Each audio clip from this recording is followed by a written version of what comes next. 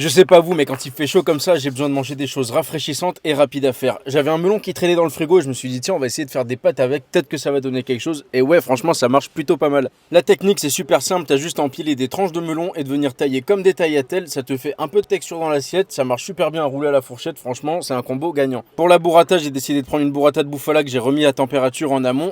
D'ailleurs, sachez que toutes les mozzas et tout, c'est vivement recommandé de les faire revenir à température pour qu'elles aient la bonne texture et la saveur exploitée à leur maximum. Et ensuite, il fallait que j'essaye ça. Je vois tout le monde gratter des tomates et des concombres sur leur burrata. Je me suis dit, c'est sûr, c'est une dinguerie, ça doit être bien rafraîchissant. Et là, je me dis, il me reste plus qu'à me régaler. Mais en vérité, bon, faut que je fasse un débrief sur cette recette. J'étais en train de monter la vidéo. J'ai voulu faire le mec qui fait c'est un régal et tout, mais la vérité c'est que ça n'est pas tant que ça. En soi, c'est hyper rafraîchissant, ça on va pas dire le contraire. C'est pas mauvais, mais c'est pas meilleur. Je sais pas si tu vois ce que je veux dire.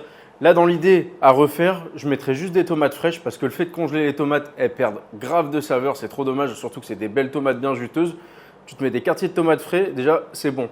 Le melon, bon ça il était bon, mais moi je suis pas fan du combo sucré-salé avec la burrata. Là, peut-être un autre fruit aurait été meilleur, n'hésite pas à me le dire dans les commentaires, j'essaierai. Pour le concombre, par contre ça marche super bien. Tu prends, tu grattes, c'est bien rafraîchissant, c'est quelque chose qui est assez neutre. En vrai, ça n'a pas un goût de fou.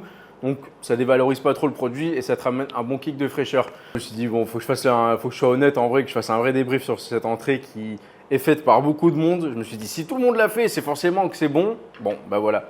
Ça reste un avis personnel, les goûts et les couleurs, vous connaissez.